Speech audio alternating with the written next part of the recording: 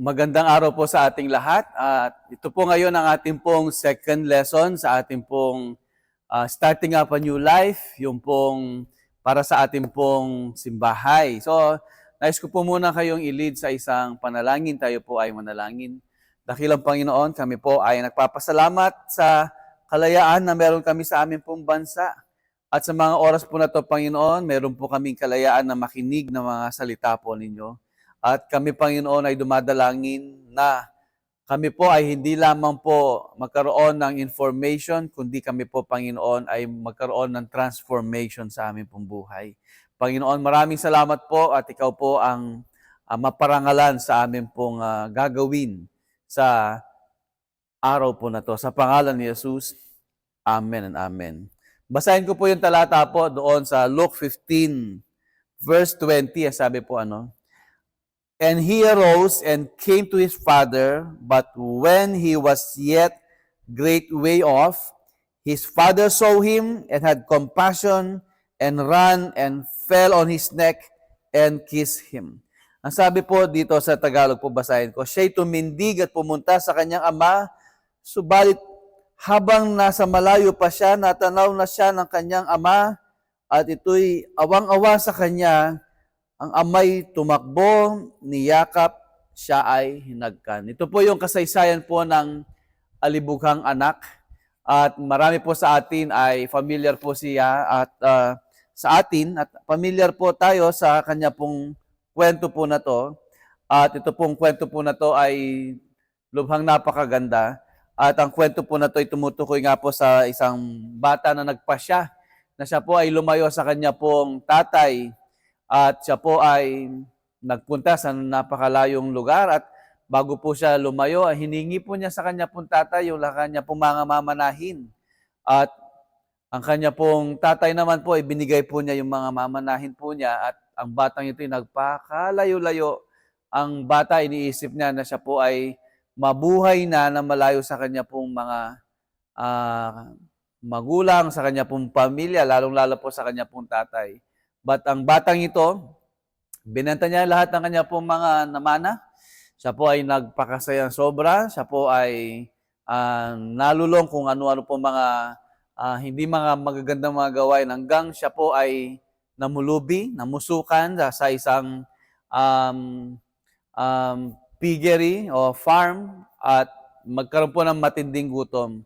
At naisip po niya sa kanya pong pagmumuni-muni, yung pong mga alila po ng kanya pong mga ng kanya pong kapatid at ng kanya pong tatay ay masasarap ang mga pagkain at siya po ay namamatay sa gutom. At ang batang ito ay nagpasya na siya po ay magbalik loob sa kanya pong tatay, una humingi ng tawad sa Panginoon Diyos at siya po ay magpakumbaba, humingi po ng patawad sa kanya pong tatay. Ito nga po ang drama po nito, no? Nung malayo pa po siya, nakauwi na po siya, malayo pa nakita na po siya ng kanya pong tatay. At ang tatay po niya, tumakbo, papunta doon sa lugar, sinasalubong po yung kanyang anak.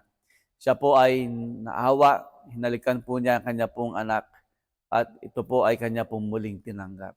Ang ginawa po nung bata, malaking kasalanan ng kanya pong ginawa sa kanya pong tatay. Una, disrespect kasi hindi pa dapat magmana pero kinuha na po niya yung kanya pong mana habang buhay pa ang kanya pong tatay.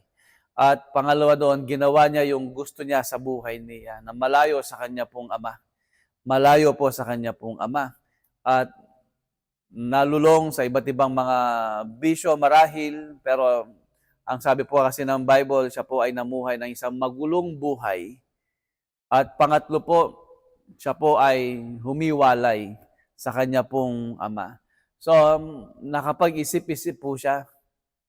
Alam niya, ang dami niya mga kasalanan. Alam niya, ang dami po niya mga nagawang mali.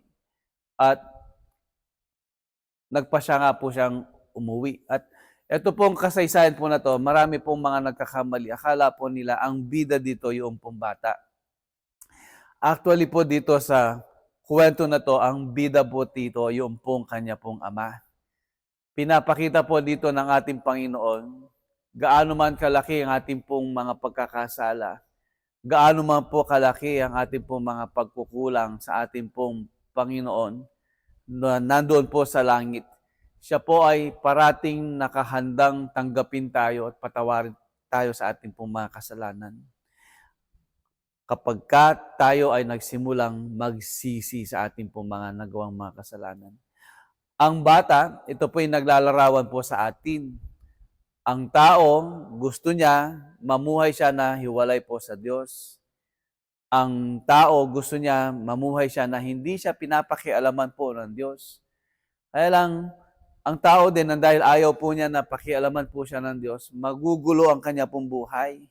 Maraming mga sala ang kanya pong gagawin, marami pong mga compromises ang kanya pong gagawin, marami po siyang mga kasalanan na kanya pong magagawa dahil nga po siya po ay hiwalay po sa Panginoon. Tayo po kasi, nahiwalay po tayo sa Panginoon, ang dami po nating mga sala po sa Panginoon. Ang dami po nating mga pagkukulang sa Panginoon, ang dami po nating mga nagawang mga pagkakamali sa harapan ng Panginoon. Tayo ay lumayo, kagaya po nung bata po dun sa kasaysayan po na to, sa kwento na to, at tayo ay lumayo, ayaw natin na pinapakialaman tayo ng Panginoon. Ano? Gusto natin, tayo mag-isa. Akala po natin, pag minsan kasi, kaya natin mag-isa. Pero sa totoo lang, hindi po talaga natin kaya. At there are times, kagaya po na nangyari po dito po sa batang ito, mauubos at mauubos ka talaga. There are times, dadating ang punto ng buhay mo talagang mayroon kang hahanapin na hindi mo maintindihan kung ano yon. Mayroong emptiness sa ating pong puso. Mayroon pong kulang. Mayroon kang hinahanap na hindi mo alam kung ano yon. Pero sa hindi po natin nalalaman, ang Panginoon ang siyang hinahanap po natin. Ang Panginoon siyang hinahanap mo sa iyong buhay. Kagaya po ng bata na to, no? Yung pong sa alibughang anak, siya po ay nagkasala. Siya po ay nagkamali. Siya po ay lumayo sa kanya pong ama. Pero siya po ay nakapag-isip-isip at siya po ay nagpasyang magsisi sa kanya pong mga kasalanan at siya po ay nagpasya na magbalik loob sa kanya pong ama.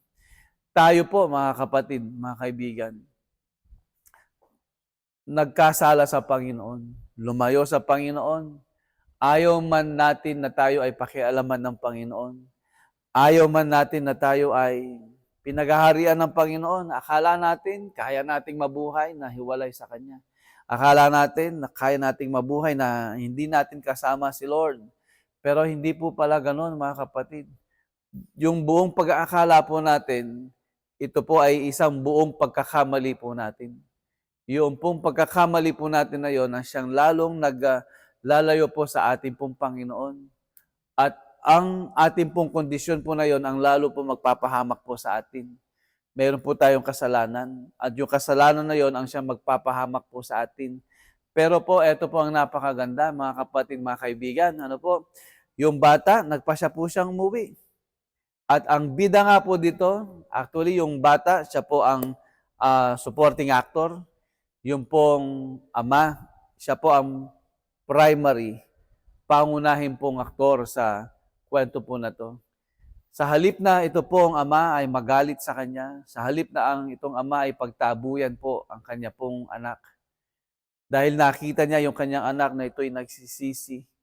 At marahil nung ito po'y kanya pong makita, hindi na siya katulad noong dati niya. Yung itsura niya noong dati, nung siya umalis, hindi niya ito katulad ng dati.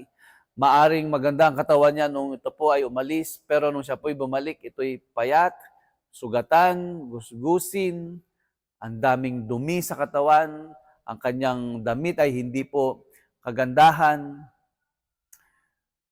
Pero nang dahil nga po, kahit na malayo ito, nang dahil nga po, alam mo yon na siya yung anak mo. Kahit malayo pa, kahit hindi mo pa siya napuntahan ng malapitan, alam na alam mo, siya yung anak mo yon. Tayo po, mga magulang, kahit na ang anak po natin, malayo siya sa atin, pero alam na alam mo yon na yon ang anak mo. Tumakbo pong palapit ang tatay dun sa kanya pong anak. yung anak, nagsalita siya. Ang sabi niya, Tay, patawarin po ninyo ako dahil hindi na po ako karapat-dapat na maging anak ninyo. Ituring na lang po ninyo ako tibilang sa isa sa mga alila ninyo. Pero ang ama ay hindi sumagot doon sa bata. Tinawag niya yung kanya pong mga alila. Dalhin din nyo dito yung kanyang singsing. Dalhin dito yung kanyang damit. Dalhin dito yung kanyang panyapak. Patayin natin yung biserong baka. Magdiwang tayo dahil ang aking anak nawala, nasumpungan, namatay, muling nabuhay. So nagkaroon po ng pagdiriwang. Mga kapatid, mga kaibigan, alam po ninyo, ang langit ay nagdiriwang kapag ang isa sa mga anak ng Panginoon ay nawalay, ay nagbalik loob po sa Kanya. Mayroon pong pagdiriwang na nagaganap doon sa langit.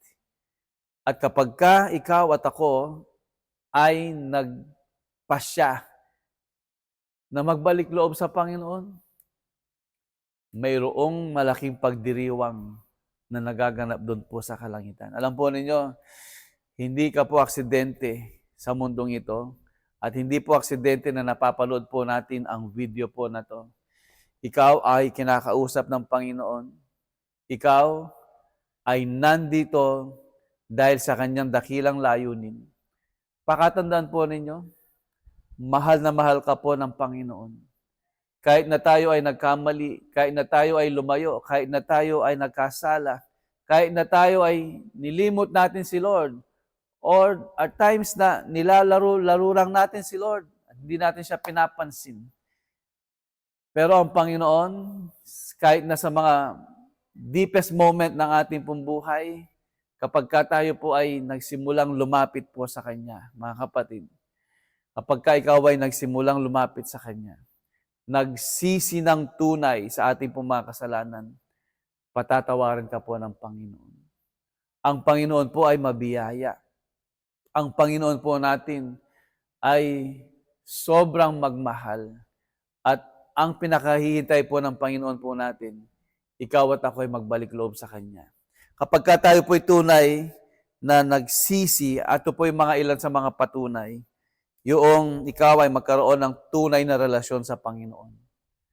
Yung relasyon mo sa Panginoon, magiging tunay ito. Pangalawa po dito, magkakaroon po ng tunay na pagsisisi sa kasalanan. Ibig sabihin, kapag ikaw ay tunay na nagsisi, inyo po talaga pong binibitawan ang ating pong mga nagawa.